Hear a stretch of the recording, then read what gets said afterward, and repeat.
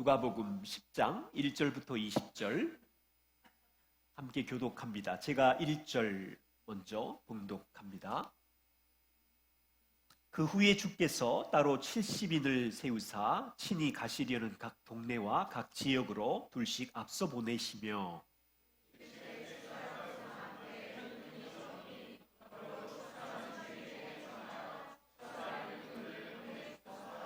갈지어다 내가 너희를 보냄이 어린 양을 이리 가운데로 보냄과 같도다.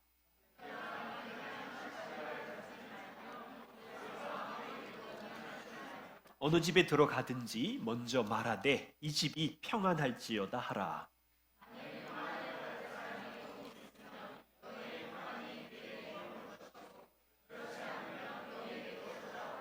그 집에 유하며 주는 것을 먹고 마시라. 일꾼이 그 삭을 받는 것이 마땅하니라. 이 집에서 저 집으로 옮기지 말라.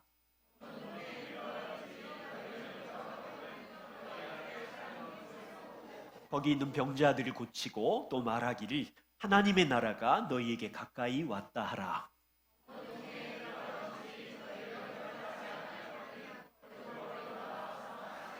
너희 동네에서 우리 발에 묻은 먼지도 너희에게 떨어버리노라. 그러나 하나님의 나라가 가까이 온 줄을 알라 하라.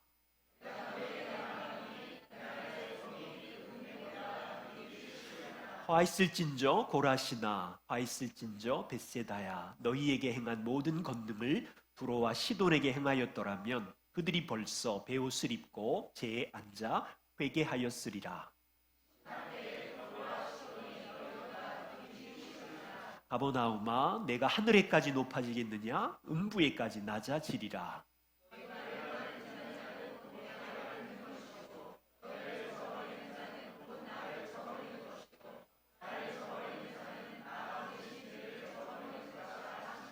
칠십인이 기뻐하여 돌아와 이르되 주여 주의 이름이면 귀신들도 우리에게 항복하도이다.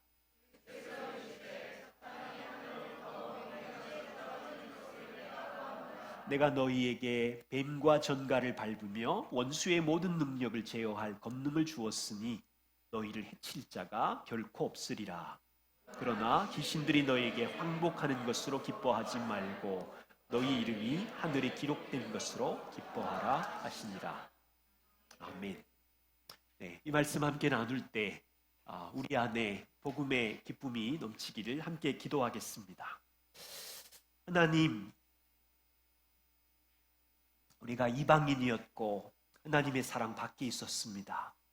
그런 우리를 보좌를 버리고 하나님께서 먼저 이 땅에 찾아오셨기에 복음을 전하는 자들이 있었기에 그것을 믿고 우리가 이 자리에 있습니다. 복음의 사랑을 먼저 받은 우리에게, 제자들에게 이렇게 복음을 전하라 말씀하신 이 말씀을 나눕니다. 주님, 저희들의 눈을 열어주시고 내가 경험한 이 복음의 은혜와 사랑이 무엇인지, 어떻게 일생 전하며 살아야 하는지 이 말씀으로 우리를 깨닫게 하여 주십시오. 우리가 사는 인생 분주하고 우리 눈앞에 많은 것들이 오고 가지만 내게 전해진 이 복음의 은혜와 영광을 소중하게 여기고 증거하며 살 수 있도록 우리 모두를 도와주시옵소서. 예수님 이름으로 기도드립니다. 아멘. 1912년에 그 당시 과학과 기술로는 최첨단 거대한 타이타닉호가 대서양 횡단하다가 침몰했습니다. 그리고 111년이 지났어요. 지난주 18일 주일날 미국의 해저 탐험 업체가 조그만한 잠수정을 타고 대서양 바닥에 있는 침몰한 타이타닉호의 그 잔해를 보려는 관광 사업을 했습니다. 여러분 뉴스로 보셨지요? 5명을 태운 잠수정은 몇 시간 안에 소식 두절 침몰하였고 모두 다 사망했습니다. 대서양 바다 깊은 곳 4,000m 아래 침몰한 타이타닉호를 보려고 잠수정에 탑승한 승객 여러분 리스트 보셨어요? 영국의 억만장자 사업가 58세 해미쉬 하딩, 파키스탄 사업가 사자다 다우드, 그리고 그의 아들 19살, 프랑스의 탁월한 잠수부 1명, 해저 탐사업체 책임자 조종사 함께 사망했습니다. 여러분, 이거 타는데 얼마 들었는 줄 아세요? 한 사람 25만 불, 3억 원. 세상에 뭐가 이렇게 비싸요? 잠수정 한번 타는데 3억 원을 내야 된대요. 아마 평생 잊지 못할 여행, 역사의 최초의 나물 여행이라서 비쌌는지 모르지만 그들은 관광인 줄 알았는데 생각지 못한 죽음을 맞이했어요. 계속해서 나오는 보도를 보니까요, 승객들은 탑승하기 전에 이 여행에서 사망하면 회사에 아무런 책임도 지지 않습니다라는 서류에다가 사인을 했대요. 글쎄, 분명히 경고했는데 이거는, 여러분, 어떤 사람들은 말하더라고요. 완전히 자살 미션에다가 무모한 시도를 했다고 비난하는 사람도 있어요. 자, 생각해 보는 거예요. 이 잠수정에 탄 5명은 갑자기 뜻하지 않은 죽음을 맞이했는데, 우리 모두는 지구라는 우주선에 타고 지금도 하루에 자전 시속 1600km로 돌고 공전 10만 km 이상으로 태양 주위를 여행하고 있는 사람인데, 지구 우주선에 탄 우리도 갑자기 죽어요. 그들처럼. 언제 죽을지 몰라요. 죽음은 모든 인간이 가야 되는 길이잖아요.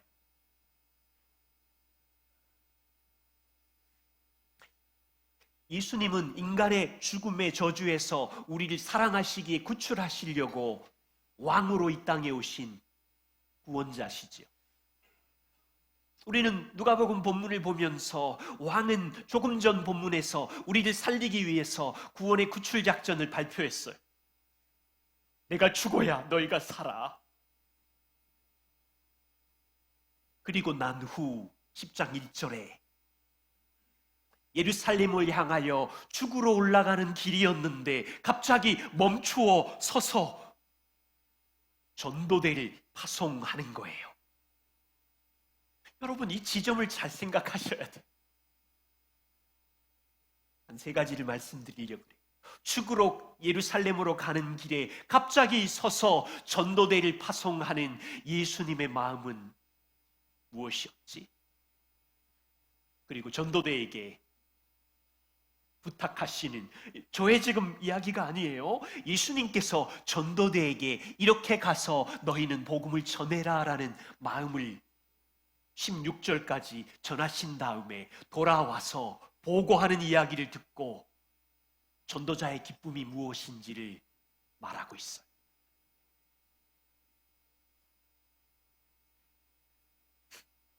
전 이 장면이, 죽으러 올라가시는 길에 왜 멈추셨지? 왜 갑자기 전도대를 파송하시지? 여러분, 동일한 사건을 다루는 마태복음 9장 36절에 이렇게 표현되어 있어요. 예수님께서 무리를 보시고 불쌍히 여기시니 무리들이 목자 없는 양떼같이 고생하며 기진하더라. 예루살렘으로 올라가다가 예수님께서 동네에 있는 사람들을 보시면서 불쌍히 여기는 예수님의 마음이 움직여 긍휼이 밀려오기 시작했어요. 목자 없는 양같이 고생하며 떠돌아다니는 그들을 보시고 육체적으로는 병들었고 영혼은 망가졌고 가정마다 깨졌고 동정하는 불쌍히 여김이 밀려오는 거예요. 저는 최근에 이사야 이사야서를 보고 있잖아요.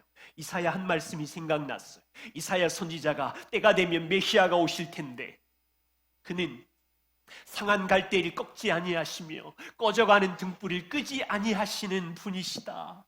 아, 왕은 예루살렘으로 올라가시다가 무리를 보시고, 여러분, 갈대 휘날리면 그것도 연약해 보이는데 상해서 죽기 직전에 갈대, 촛불, 꺼져가는 촛불, 등불 보이세요? 그런데 꺼져가요. 그러면 냄새가 나고 쓸모없고, 이 형편없는 냄새나는 이 꺼져가는 등불을 보고 불쌍히 여기시는 메시아, 예루살렘으로 올라가시다가 길을 멈추고 70명을 세워서 2명씩 짝을 지워서 35개조로 각 동네와 각 지역으로 전도대를 보내시는 거예요. 그리고 2절에 이렇게 말씀하세요. 추수할 것은 많은데 일꾼이 적구나. 그러므로 추수하는 주인 하나님에게 추수할 일꾼을 보내달라고 기도해라. 여러분, 예수님은 그 시대 상황의 사람들을 보셨어요. 이 시대는 일제 우리 시대랑 비슷해요. 로마 제국, 유대인들은 식민지로 살던 시대, 그 백성들은 정치적으로 경제적으로 희망이 없는 시대, 식민시대, 먹을 것을 매일 걱정해야 됐고, 여러분, 전쟁 시대가 되면 내 눈앞에 형제 자매가 죽고 부모가 죽으니까 막 정신병에 우울증, 지금은 너무 의학이 발달해서 우울증, 공황장애 너무 쉽게 진단하지만 과거에 이럴 때는 그냥 정신 쇼크. 왜 이렇게 귀신들이 많겠어요? 왜 이렇게 병자들이 많겠어요? 하나님의 아들이 유대인들을 보니 가정도 육체도 미래에 대한 소망도 영원히 망가진 세대를 보시고 평가하기를 추수할 것이 많다. 좀 되게 긍정적인 거.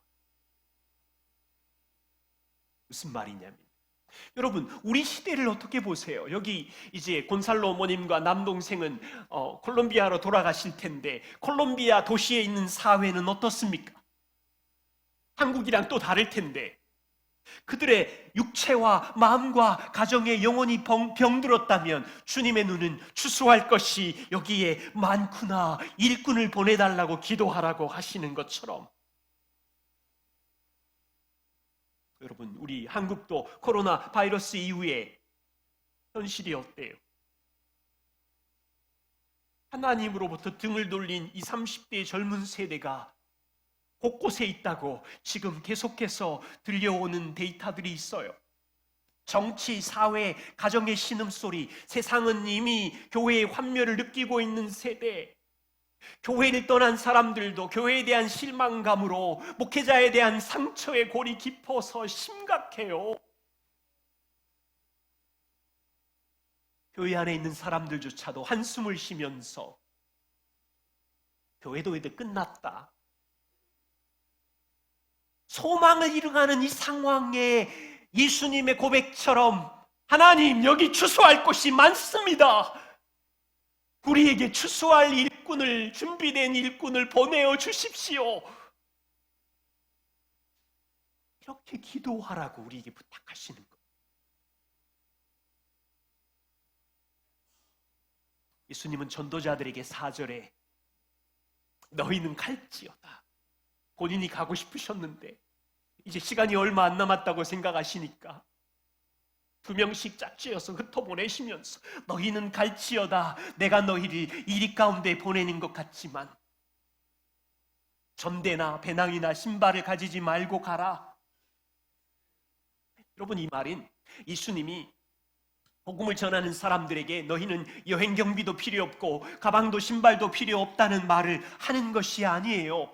예수님이 복음 전하는 자들에게 아무것도 준비하지 말아라, 아무 준비 필요 없다는 말을 하고 싶은 게 아니라 전도하러 나가는 모든 자에 필요한 것을 하나님이 공급하시겠다는 의미거든요.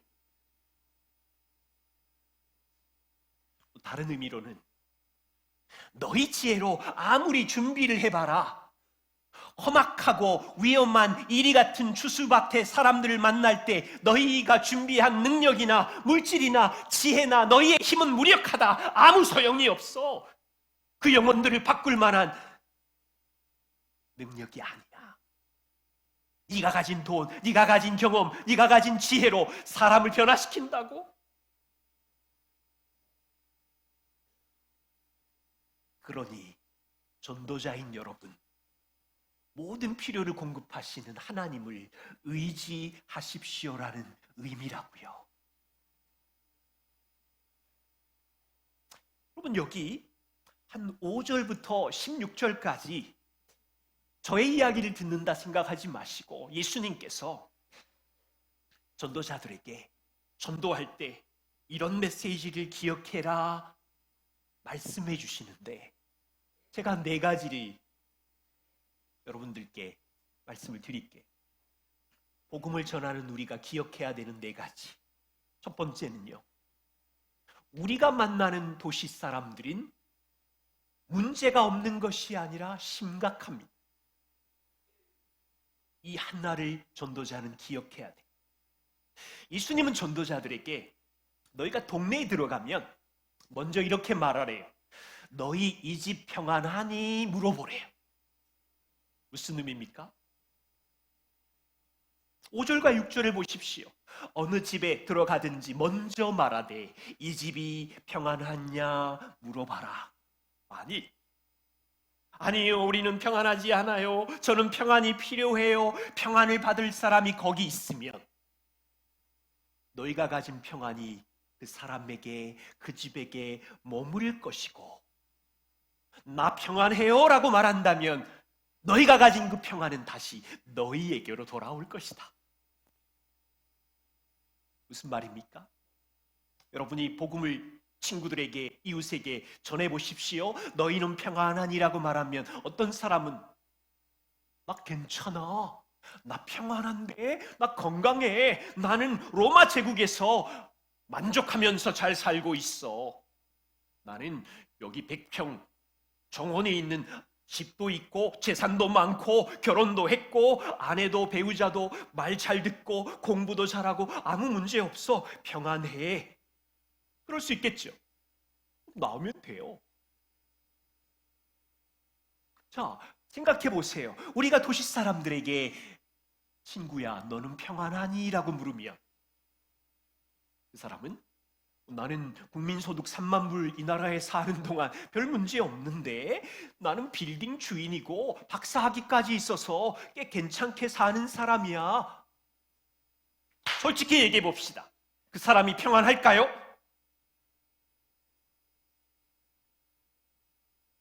조금만 그 사람을 만나서 깊이 들어가 보세요. 저는 아직까지 아무도 평안한 사람을 만난 적이 없어요. 진짜예요. 부자도 만나봤고 힘 있는 정치인도 만나봤고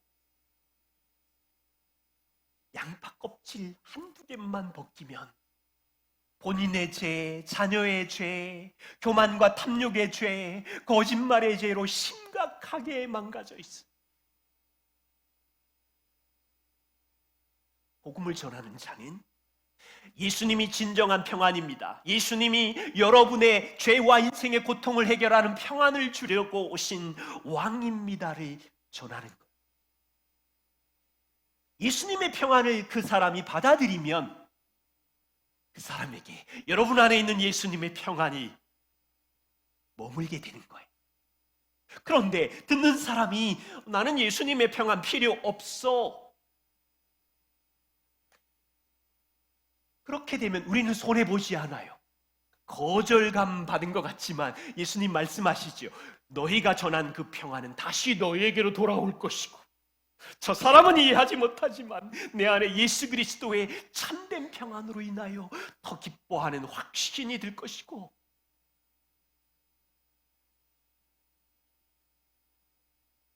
이제 우리의 한계가 있어요.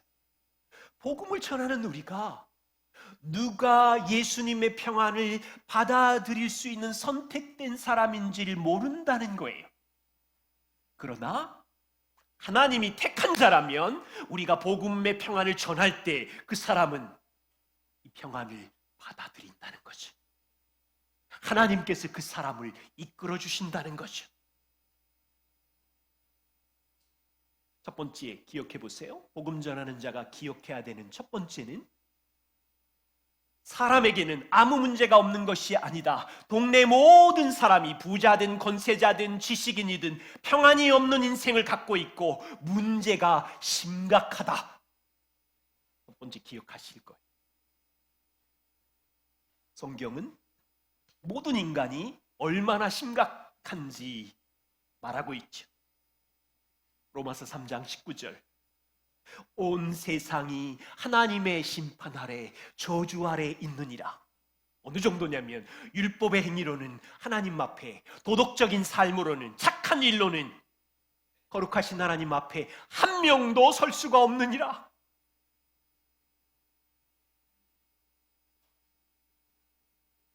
이해가 되시나요? 인간의 상태는 통장에 100억이 있다고 해도, 근육질 아름다운 몸매를 가졌다고 해도, 최고의 탁월한 지식 대학 교수라고 해도 괜찮은 상태가 아니라 하나님 앞에 진노 아래 평안 없는 삶을 살고 있는 거예요. 전도자는 이걸 알기에 평안의 복음을 들고 가는 거죠. 두 번째 기억할 것, 하나님의 나라가 가까웠다는 것.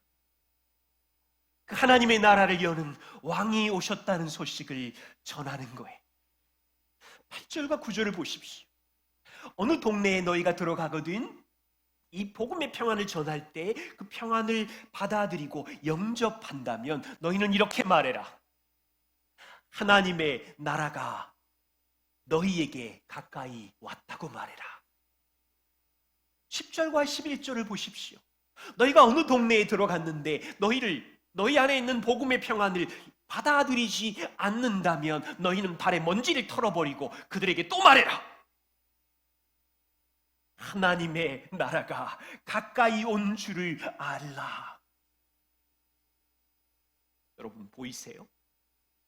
동네에 들어가면 전도자는 복음의 평안을 말하는 자인데 사람이 이것을 받아들여도 하나님의 나라가 가까웠다고 말하는 거고, 받아들이지 않아도 하나님의 나라가 가까이 온 줄을 말하라고 하시는 거예요. 그렇다면 하나님의 나라가 어떻게 와 있습니까? 약속하신 메시아 왕이 왔다는 말이지요. 구약의 유대인들이 아브라함과 다윗에게 약속한 언약 속에 있는 메시아 하나님의 아들이 왔고 그 왕이 하나님의 나라를 이제 세우신다. 어떻게 세우세요? 예루살렘으로 올라가셔서 십자가에 죽으시고 부활 승천하시면 약속하신 성령 하나님이 교회 안에 와서 하나님의 나라가 결정적으로 열리는 거죠. 가까이 왔다.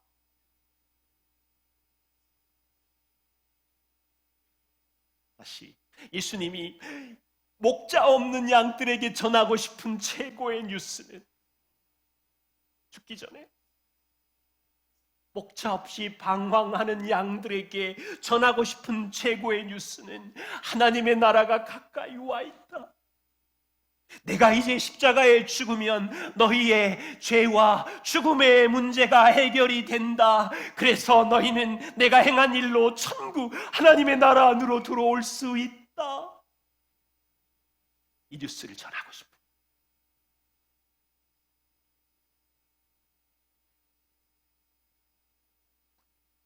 그렇다면요, 복음을 전하는 자가 기억해야 되는 두 번째는 왕이 오셨다, 하나님의 나라가 가까웠다는 말을 전하는 건데, 자, 상상해 보세요. 2000년 전 이 제자들이 동네로 들어갔습니다. 뭐라고 말했을까요? 주민, 아무개, 친구, 지금 있지?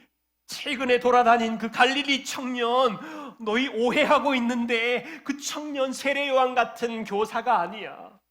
저 집에 들려서 너희 그 갈릴리 청년을 오해한 건데 그 청년은 엘리야같이 능력자로 오신 게 아니야. 그 청년 너희가 오해한 거야. 그 청년 믿는다고 병이 고쳐지는 게 아니야. 그게 목적이 아니야. 너 위에 죽으러 왔어. 너를 하나님의 나라로 데려가려고 오신 분이야.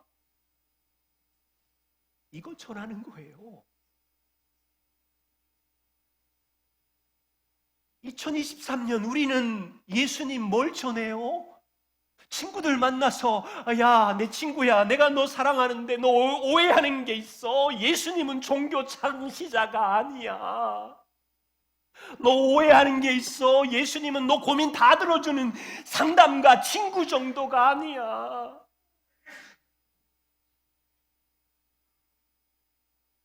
인생의 너의 골치 아픈 문제를 풀어주는 능력의 해결자가 아니야. 그거는 오해야.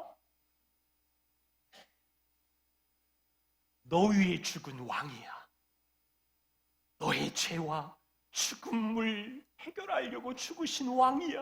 너 영원히 살려고, 하나님의 나라 데려가려고 생명을 주러 오신 왕이야.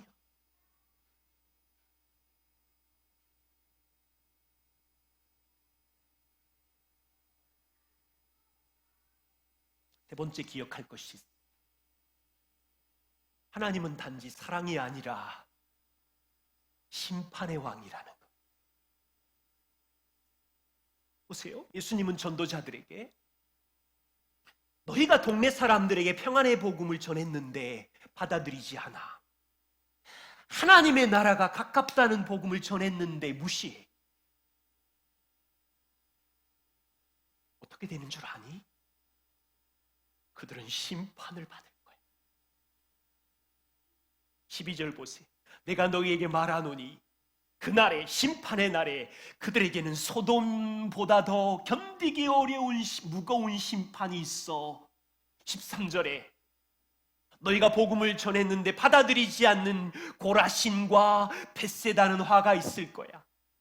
너희가 행한 모든 권능을 그대로 저기 이방 도시 하나님을 전혀 모르는 두로와 시돈 땅에 행해봐라. 그들은 벌써 베옷을 입고 주여 살려주십시오 하고 하나님께 회개하고 돌아왔을 텐데,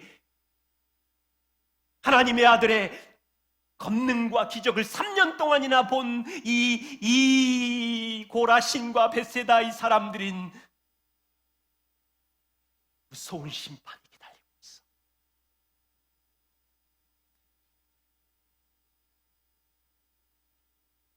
자, 보세요. 타이타닉 잔해를 보려고 관광하러 간 그 5명, 사망할 수 있다는 경고를 무시했어요. 그게 작은 일이에요.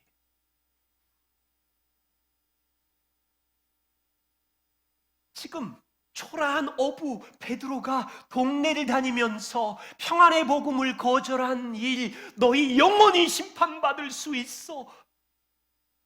이게 작은 일이에요. 친구들은 공부 성적, 수학, 영어, 저 남자친구, 여자친구 이런 데 관심이 있지만 지금 이 말 작은 일처럼 들리잖아요.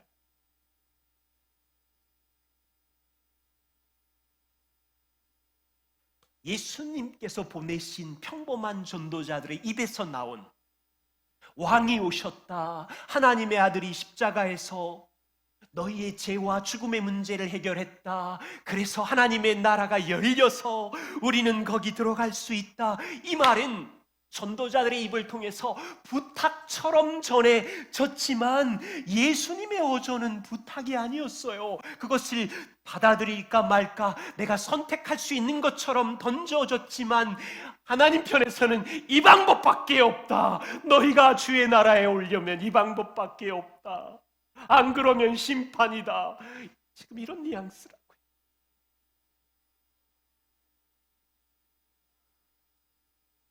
왜냐하면 이 복음 안에 하나님의 사랑과 은혜가 모두 다 쏟아졌는데 이것을 거절하였기에 이제 각 사람은 자기 죄에 대한 책임을 각자 져야 되는 거예요. 여러분, 소돔과 고모라, 유황과 불로 멸망한 이 소돔이 왜 멸망했어요. 죄의 책임을 자기가 졌으니까 그냥 멸망한 거예요.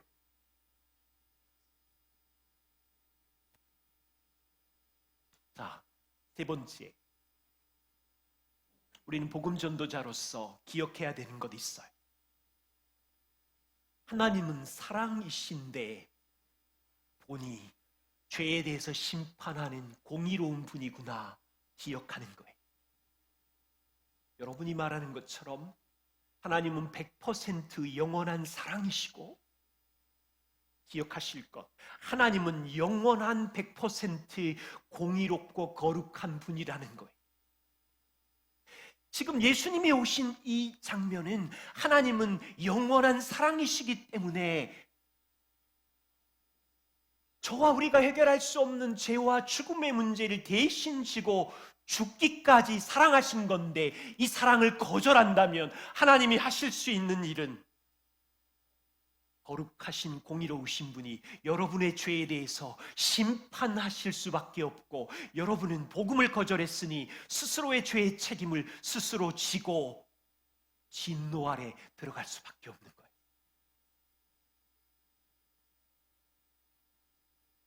자, 여기 있는 중고등부 친구 여러분, 초등학생까지, 여러분들이 학교에 가서 예수님을 모르는 친구들에게 이렇게 오늘 배운 대로 말했다고 생각해 보세요. 내가 주일날 말씀을 들었는데 너의 상태는 지금 심각해. 공부 잘하고 있는 것 같고 예쁘지만 죄인인 거 알고 있니? 예수님이 그런 사람들에게 심판이 있대. 그러면 그 친구가 고마워 그럴까요? 너 친구 안 해, 절로 가 그러든지. 그런데 그 친구의 반응이 이래요. 고맙긴 한데 나는 괜찮아. 나는 아무 문제 없어. 너도 알잖아, 내가 이 반에서 공부 1등 하는 거. 너도 알잖아, 내가 학교에서 얼짱인 거. 나는 얼굴도 예쁘고 공부도 잘해. 예수님 필요 없고 십자가 필요 없어. 너나 믿어. 예수님 지금 그 친구에게 뭐라고 말해요?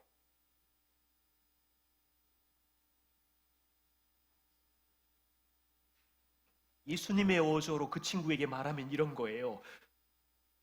너가 이 평안의 복음을 믿지 않으면, 소돔과 고모라는 모르겠지, 너 기억나니? 일본의 대지진으로 깔린 그 사람들, 필리핀 쓰나미로 죽은 그 사람들보다 더 심각한 심판이 영원히 너한테 떨어질 거야. 지금 예수님의 어조는 그런 거라고요. 복음을 전한 친구들은 그렇게 반응할지라도 화를 내지 마세요. 여러분은 최선을 다한 거예요. 그 친구 옆에서 사랑해주면 돼요. 어쩌면 그런 말을 했다가 따기를 맞을 수도 있는데, 어쩌면 그 친구에게 따를 당할 수도 있지만, 여러분 안에 그런 마음이 든다면 사랑을 베풀다가 비슷하게 이야기해도 괜찮아요. 그게 복음 전도자가 잡고 있어야 되는, 기억해야 되는 지점이에요.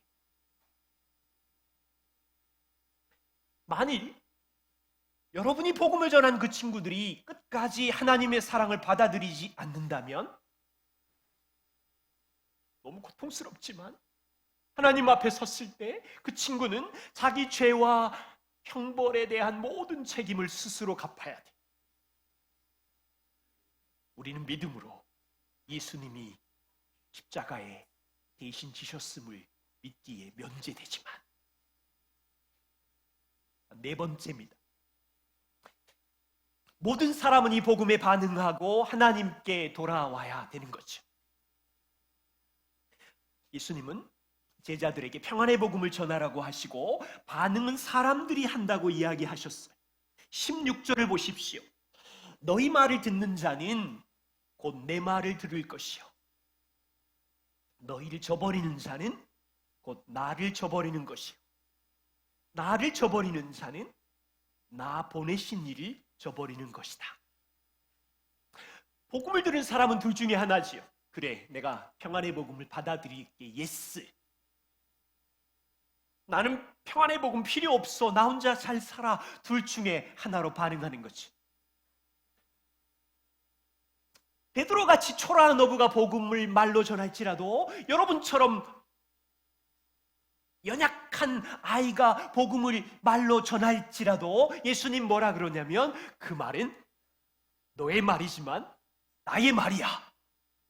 학교나 직장에서 복음을 전했는데 사람이 복음을 거절했어요. 그러면 너를 거절한 게 아니라 예수님을 거절한 거야. 예수님의 십자가의 사랑을 거절한 거야. 예수님을 보내신 하나님 아버지를 거절한 거야. 얼마나 정확해. 다시 요약해 봅시다. 복음에 반응하는 삶은 무엇인가요? 복음에 반응하는 삶. 말씀드렸죠? 하나님, 우리는 괜찮은 게 아니구나. 공부 잘하고 얼굴 예쁘고 우리 집 30평 대출 없이 갖고 있지만 괜찮은 게 아니구나.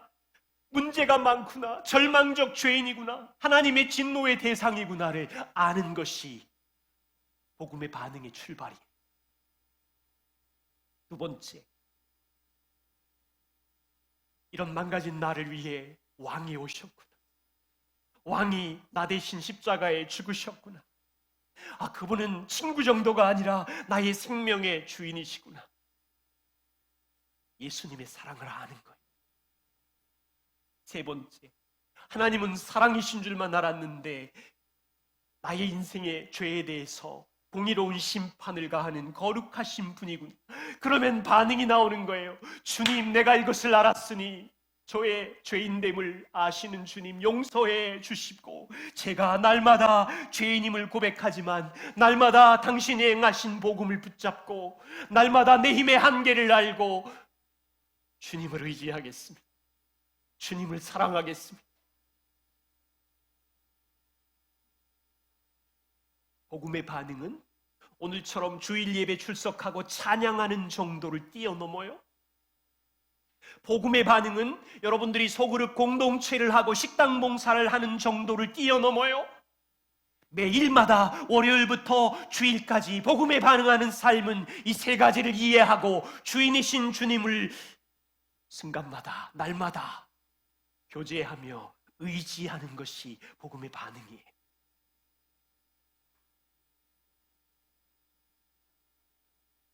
복음을 전한 전도대가 돌아왔어요. 예수님께 보고해요. 주여, 주의 이름으로 동네 사람들을 만났는데 저 집에 귀신 들린 아이가 회복이 되었습니다. 저 집에 절름발이 사람이 뛰어다녔습니다. 막 흥분돼가지고 예수님 앞에 와서 좋아서 못 살아요. 그랬더니 20절에 예수님의 말씀, 얘들아 너희 눈앞에 귀신들이 떠나가고 항복하는 걸로 너희는 기쁘지만 잘했다. 그런데 더 큰 기쁨이 있는 거 아니? 하늘에 너희 이름이 기록된 거야. 하늘에 너희 이름이 기록된 거야. 무슨 의미예요?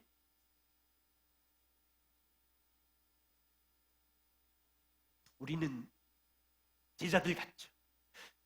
우리는 기뻐하는 것이 사역의 성공이고 거대한 전도이고 위대한 성취이고 어마어마한 통장 액수이고 업적이지만, 너희가 기뻐하는 것, 그거보다 더 놀라운 일이 있는데 너희의 이름이 하늘에 기록된 거예요.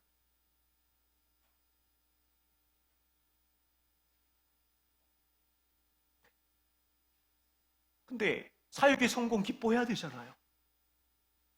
우리의 힘으로, 우리의 애씀으로 하나님과 동력해서 물질을 모으고 교회를 짓고 기쁨이죠.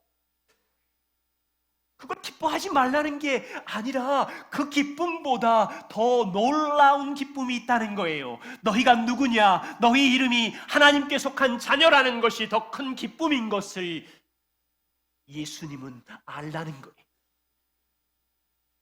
자, 생각해 보세요. 우리 이름이 하늘에 어떻게 기록이 됐어요? 100억 모아서 기록됐어요? 애들 잘 키워서 우리 이름이 기록됐어요? 천명 교회 세워서 기록됐어요.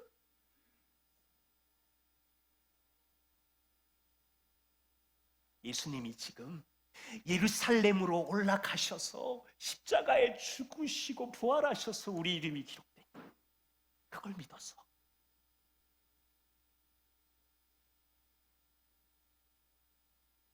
예수님은 아셨어요. 귀신이 항복하는 것보다 더 엄청난 일은 하나님의 아들이 저주의 십자가에 우리 대신 죽는 것으로 우리 이름이 기록된다는 것을 아신 거예요. 자, 우리 그리스도인으로 살아가는 동안 많은 그리스도인들은 종종 이렇게 말해요. 와, 내가 하나님께 기도했더니 암이 떠나갔어. 우울증이 다 나버렸네. 공황장애도 깨끗하게 없어졌네. 이건 이제 힘든 인생을 사시는 분들이 기도해서 하나님께 치료받았다는 이야기고, 어떤 분들은 긍정적으로 내 인생을 하나님이 사용하셔서 1000명의 교회를 세우셨어요. 10개의 개척교회를 세우셨어요. 20권의 책을 쓰게 하셨네요. 막 명함에다가도 적어가지고. 자, 주님과 함께 동행함으로 암과 우울증과 병마를 일으켰어요. 잘했어요. 주님을 의지했죠. 주님과 함께 동행함으로 사역의 성공, 열매를 자랑하는 거 기뻐요. 그런데 예수님은 더 큰 기쁨이 있는 거 아니? 더 큰 기쁨이 있는 거 아니? 너희들의 이름이 천국에 기록된 거야. 여러분, 헷갈리면 안 돼요. 잘 생각하셔야 돼요. 우리 힘으로 주님과 동력해서 행하는 선한 열매들은 칭찬받아 마땅할 일이지만 잘 생각해 보세요. 암이 낫고 병마가 떠나가는 것으로 우리 이름이 천국 생명책에 기록된 게 아니에요. 주님이 죽으심으로 나 대신, 그래서 우리 이름이 거기에 있는 거예요. 여러분, 제가 전도자로서 1000명의 성도들을 모아서 전도했어요. 그게 내 이름을 천국의 생명책에 적은 게 아니에요. 세상적으로 생각하면 BTS 가수 같은 분들이나 유명한 가수들은 인스타 팬클럽방에 100만 명이 넘어요. 100만 명을 모았다고 그들의 이름이 하늘의 생명책에 기록되는 게 아니라고요. 우리 교회가 존재해서 10개 교회를 개척하고, 제가 좀 유명해져서 뭐 그럴 일은 없겠지만 10층에 빌딩을 짓고 막 10권, 20권의 책을 썼어요. 그래요. 잘한 일이에요. 그런데 그걸로 나의 이름이 하늘 생명책에 기록되는 게 아니라니까요. 더 기쁜 일이 있어요. 왕의 아들이, 하나님의 아들이 나 대신 죽어주심으로, 이 땅에 오심으로 내 이름이 생명책에 기록된.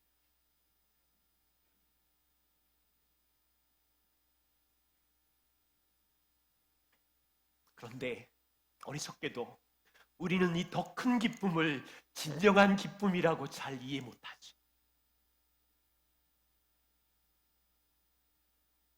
얼마 전 믿음의 사람 팀 켈러 목사님 돌아가신 거 소식 들은 분들도 있으시죠? 73세인데 뉴욕이라는 세속도시 속에서 복음이 얼마나 중요한지 삶으로 증명해낸 목사님이세요. 그분의 책이 한국에 아마 한 20권 이상 번역이 됐고요. 한국 교회에 폭탄처럼 던져진 그분의 책이 목회자들을 움직였고 복음으로 돌아가게 했고, 그분이 개척한 300여 교회의 교회에 영향력을 끼쳤어요. 그래서 많이 안타까워했죠. 그런데 존 파이퍼 목사님이 팀 켈러의 죽음을 보고 이런 글을 올린 적이 있어요. 한번 보시죠. 팀 켈러가 저에게 상기시켜 준 것은 마틴 로이드 존스 목사님이 죽음의 문턱에서 있을 때 가장 위로받은 말씀은 그 어떤 성경의 말씀보다 이 말씀이라고 했습니다. 켈러가 존 파이퍼에게 그렇게 얘기했나 봐요. 나의 이름이 하늘에 기록되었다는 말씀. 그래서 이걸 근거로 존 파이퍼는 이렇게 말하고 있어요. 팀이 저를 통해 하고 싶은 말은 이런 거였을 겁니다. 성도 여러분, 목회자 여러분, 온 마음을 다하여 성경을 주의하십시오. 온 마음을 다하여 세상의 문화에 살고 있는 사람들을 해석하십시오. 온 마음을 다하여 말씀을 열정적으로 가르치십시오. 온 마음을 다하여 이 복음을 이웃에게 전하십시오. 온 마음을 다하여 자녀와 배우자를 사랑하십시오. 온 마음을 다하여 교회를 사랑하고 성도를 양육하십시오. 하지만 여러분이 아무리 성공적인 인생을 살았을지라도 구원받으신 것으로 더 크게 기뻐하십시오. 주님 안에 더 큰 기쁨을 누리십시오. 구세주를 섬기는 것보다 더 많이요. 아마 지금 이 시대 속에 가장 엄청난 땅의 사역을 성공적으로 훌륭하게 하신 분은 팀 켈러 목사님일 수 있어요. 그의 고백, 더 큰 기쁨은 나의 이름이 주의 생명책에 기록된 것이다. 저는 여러분이 이 말씀의 의미를 일생 동안 알아가기를 소망합니다. 보세요. 예수님이 예루살렘으로 우리를 위하여 죽으러 십자가에 올라가시는 길에 멈추시고 우리의 불쌍히 여기심을 보시고 전도대를 파송하셨고 사역의 성공을 가지고 돌아온 그들에게 사역의 열매로 너희가 기뻐하지 말고 너희 이름이 하늘에 기록된 것으로 기뻐해라. 왜냐하면 내가 너희를 위하여 죽을 것이기 때문이다. 이제 우리 몫이 우리 이름이 생명책 밖에 있었는데 그분의 죽으심으로 생명책에 기록이 된 것처럼 도시에서 만나는 많은 사람들의 이름은 아직 생명책 밖에 있어. 우리 안에 있는 이 평안의 복음을 그들에게 전함으로 그들의 이름이 주의 생명책에 기록되는 일을 위하여 우리의 시간과 우리의 은사와 우리의 물질과 우리의 삶을 내어준다면 얼마나 아름다운 기쁨인가요? 기도하겠습니다.